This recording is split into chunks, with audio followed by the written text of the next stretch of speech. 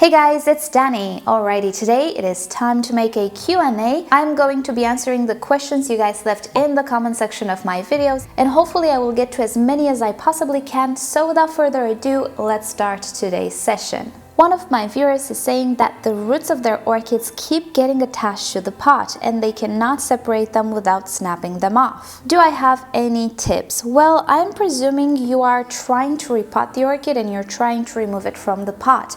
The best thing to do with any orchid and any repotting is to first soak the medium properly. When the roots are wet and very saturated, they tend to expand a little bit. This makes removal of the roots a lot easier from the medium and from the pot itself as well. Soaking it for half an hour or so, making sure that the roots are very saturated, will help you have as less damage as possible. However, when you repot orchids, depending on the materials that you're using, even depending on the pot and the texture, you'll always damage a little bit the roots. The main idea is to reduce this damage as much as possible. If you can eliminate it, that's great, but some roots will be damaged in the process. It is what it is when it comes to pots. Plastic pots that are flush like this, they're glossy and have no texture. The transparent ones, they're very easy on the roots. When you remove the orchid from that plastic, pretty much you won't have any type of damage. But if you have other types of pots, particularly with texture or clay pots, damage is to be expected to some extent. The important thing is just to minimize it. Nina is asking what medium I use for my Neophanetia fulcata. I currently use sphagnum moss and I try to maintain a kokedama style of potting. I have a clay pot and my orchid has just boomed this year. It does very well. The problem is the pot. I just cannot stand this. I cannot stand the algae accumulation, the salt buildup, efflorescence, and how fast it dries. In my environment, clay pots, which are not of particularly good quality, they're not as dense, they tend to dry out so fast. So even if I water this orchid now, tomorrow there's a great chance that it's completely dry with medium roots, moss, everything completely dry. This pot actually sucks up moisture from the pot once it gets dry, and that is not okay. This is one of the major reasons I stopped using clay pots in my particular environment. The ones that I have available here that I can afford to buy in such great quantities are not the quality that I like. So for all of these reasons I switched to plastic. So this orchid, it enjoys very much the moss. I need to water it way too often for my comfort to maintain it happy. I can get the same results in a plastic pot with less watering. So my Neo will be moved when I get the chance into a much prettier pot. It could be clay but glazed, or a plastic pot specifically designed for Neophanias. That was not your question. I just went a little bit on a tangent because we did not talk about the Neophania in a while. But this is her. This is how beautiful she is right now, how great she grew this year. And if you remember, Jessica sent me another Neo, which is variegated. She spotted in a bark medium. I do intend to put both of these in a really nice kokedama style pot, but I need to find it first. They can be rather expensive, so I need to find something that will fit my budget and still be really pretty looking.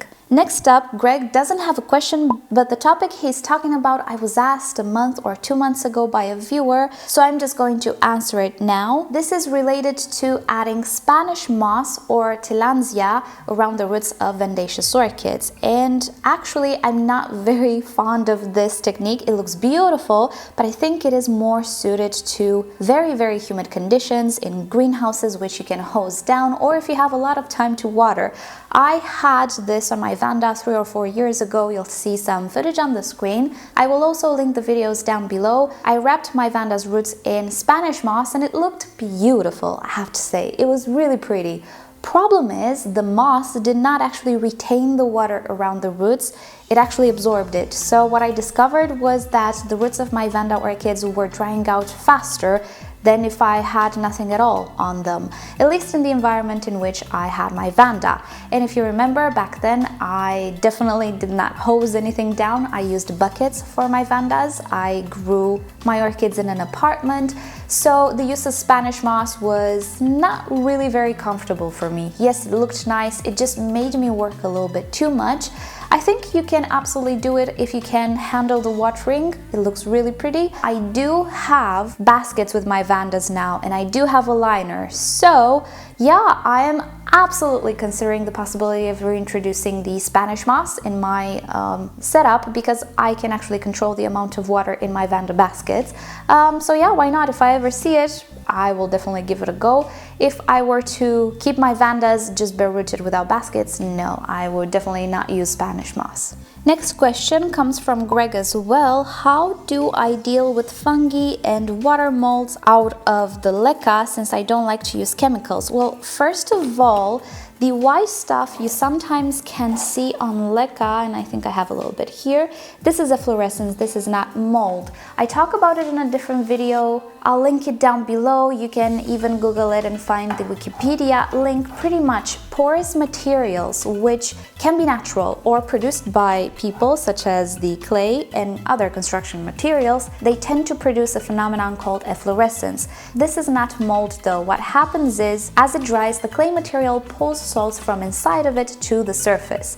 This is one of the reasons some orchids don't really appreciate LECA, some that have very sensitive roots. And my climate tends to dry pretty fast. And my availability to water, not the greatest when it comes to 300 orchids. Anyway, I digress. What I wanted to say, the white stuff typically that you see in LECA, this is salt buildup. About mold, this tends to be fluffier, hairier.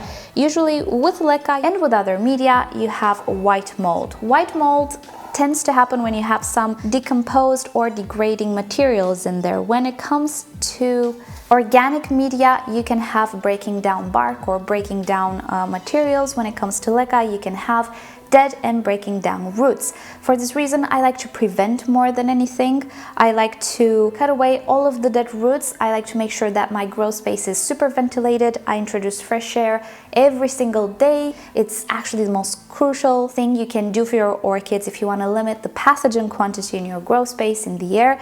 I digress yet again. So I do make a lot of prevention. I cut away the dead roots, and I don't let too many organics just sit around in the pots, and I don't have any mold issues. Efflorescence usually goes away with flushes. You can also prevent it by not over-fertilizing, by using softer water. As I was saying in the video where I talk about the efflorescence, if you have an orchid which doesn't really have too many roots, it will not pick up that nutrient, and the salts will start to become visible at the top. So make sure that you do actually feed your orchid correctly and in accordance to itself. You can have a heavy feeder orchid that doesn't feed as heavy simply because it is recovering, or it doesn't have enough roots, or it is a young orchid, a seedling, and so on and so forth. If you see efflorescence, try to make sure that the quantity of fertilizer you provide is adequate for the case that you have. Here is a very interesting question. Carrie is asking, what do I think about a Dendrobium kingianum in an Orchitop pot? And are there any orchids you would say should never be in an Orchitop pot? Well, you know what? I came to the conclusion that I should never say never. Pretty much, life has a way. All of the things you use with orchids, starting from pots, ending with the medium, the water, fertilizer, and so on, needs to be in accordance to your particular environment, your particular growth space, and so on and so forth. Yesterday we talked about my collection and which orchids I keep in LECA, which orchids hated LECA. That's just my own particular case. There are people who grow very well orchids in things that I cannot grow them in, simply due to all of these factors that are out of our control. Same goes with the Orchitop pot. You just need to think about its properties. What does the Orchitop pot have a lot? Ventilation. Yes, orchids like ventilation, but if you already have issues maintaining water inside the medium, maybe your environment is very dry, very warm, maybe you don't have time to water, you know, an Orchitop pot, maybe not a great idea with something that really likes its water. If you have a Phalaenopsis, maybe you can get away with it in multiple types of environments.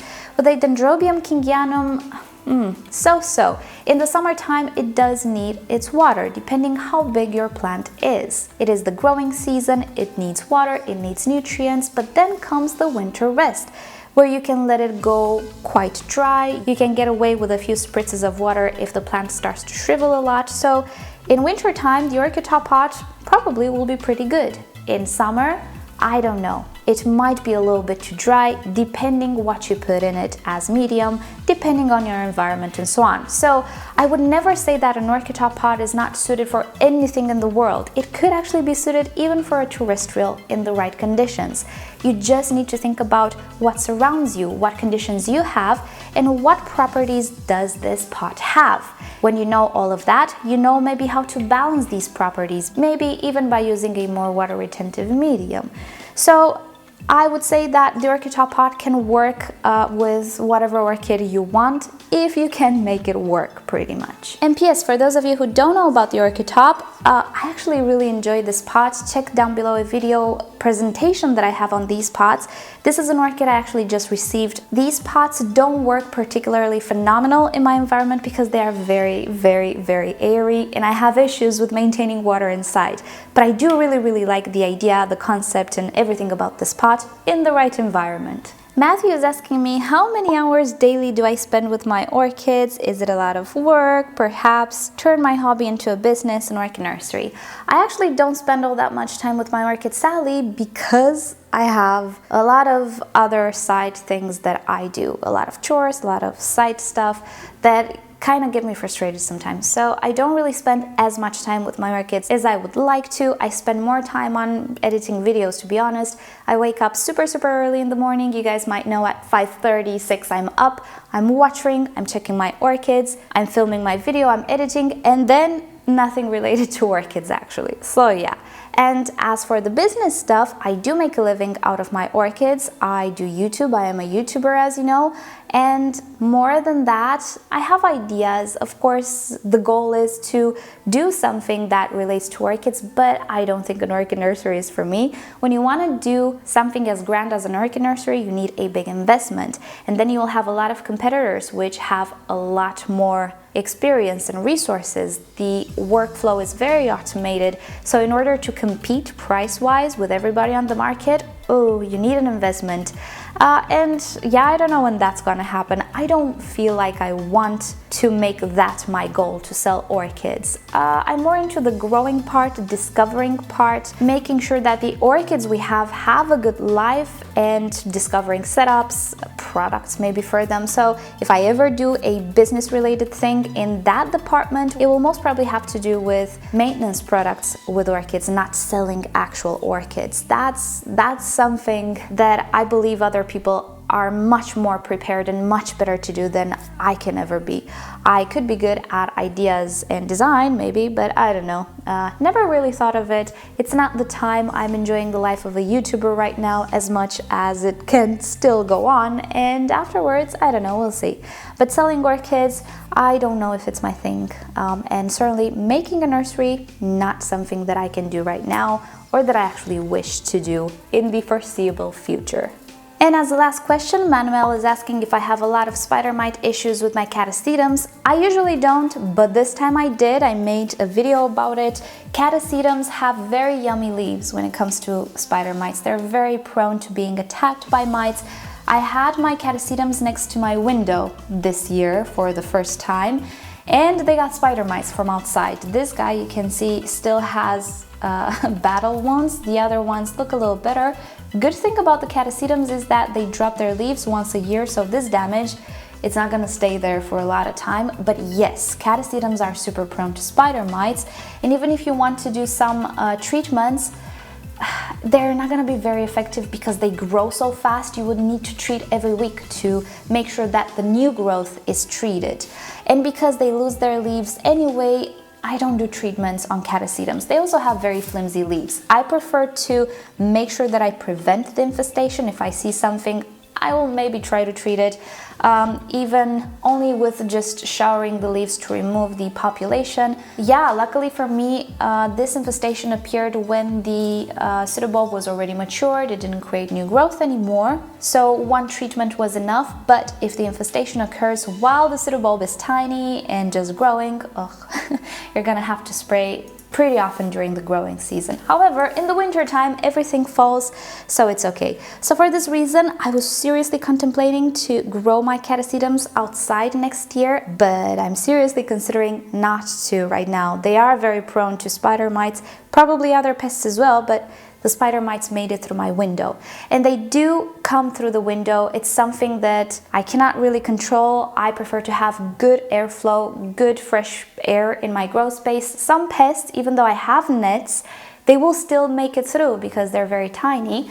But as you know, I do preemptively spray the things that are more prone to spider mites. Cattleyas, they don't seem to be very attractive to spider mites, so on my window I have stuff that are not attractive to spider mites. And the other things, when I see an infestation, I treat, but with the catasetums, oh, I'd rather not treat, I'd rather prevent, because if it's in the growing season, it's hard to maintain the population of mites low. Alrighty then, I think it is enough for today. Thank you guys so much for watching. I hope you found this interesting, and I hoped I helped you out. And you know the drill, like or dislike this video below, subscribe to my channel for regular orchid videos, tutorials, Q&As, and other fun orchid subjects. And if you like YouTube to notify you whenever I upload a new video, just turn on notifications for my channel. If you're interested in the setup that I run, in the medium, pots, and all of that, check the description, I have everything listed there. And with that said, I'll see you guys tomorrow. Bye!